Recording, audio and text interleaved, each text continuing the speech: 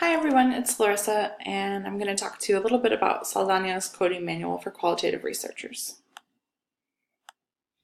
So, in the beginning, Saldana gives some coding examples. So there's descriptive coding, and this can look like a lot of different things. So first impression coding is referred to as initial coding, and that might look a little bit like, just these like really first things that sort of pull us from the text. It might be quote. Sometimes just looking at his examples in the text, it looks long, and that's okay. Coding for patterns. So Saldana talks a little bit about how that's sort of a natural thing for us to want to do. And patterns might live in this area of similarity, difference, frequency, sequence, correspondence, and causation. And then there's also in vivo coding, which I put in quotation marks there, yay! So it's actually something that the participant says in the research that you directly pull and inform the code.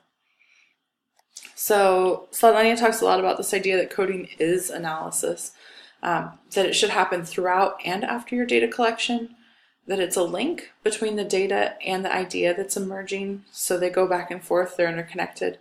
And then also this idea that it's cyclical, right? That this is a constant evolving and cyclical process. So then he talks a little bit about how you get from codes to categories. So coding lets us organize and group, regroup, and analyze the data, right? Over and over again, is my understanding at this point. And then because we're doing that, it allows us to sort of help things fall into these categories or families due to a shared characteristic. And Saldana talks a little bit about how it's natural for us to kind of want to give something like a theme or to put it into categories, and that's kind of okay to do, that's something we can kind of do in our heads and on paper as we work. A category might have several subcategories within it. I encourage you to look at the article, and those are really listed and what that might look like for a particular topic. And then also coding and categorizing is a multi-step process. We need to evaluate our data multiple times. This little picture I stole right from this article, or didn't steal, I'm borrowing and I'm citing it, so we're good. This idea that moving our codes to our categories and then into themes and concepts and then to theory can be really challenging, but it transcends the data, and it's part of us making that theoretical connection in the work. Quickly, right? Codes versus themes. Codes are the data that are emerged. They're like the thing you write that comes straight from the data, but themes are the outcome of the coding. There's questions in this chapter about what do we code? How much do we code? And the biggest answer that seems to come through in Saldana's work is that we'll learn from experience and that it'll take time. But in the beginning, he cites these researchers, Richards and Morse, and they say if it moves, code it. So ideally in the beginning, it might be best for us to code everything.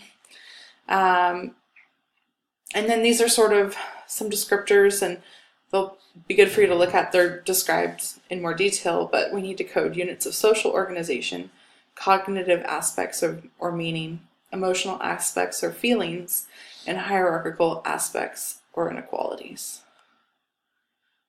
The mechanics or the methods of coding.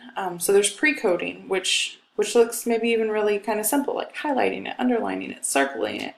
And then there's preliminary jotting. So this idea of coding as you collect, like even during your fieldwork or interviews, and putting down those words or phrases from field notes and interviews. I just did some interviews, and I just bracketed my code and put it next to the text that they had said.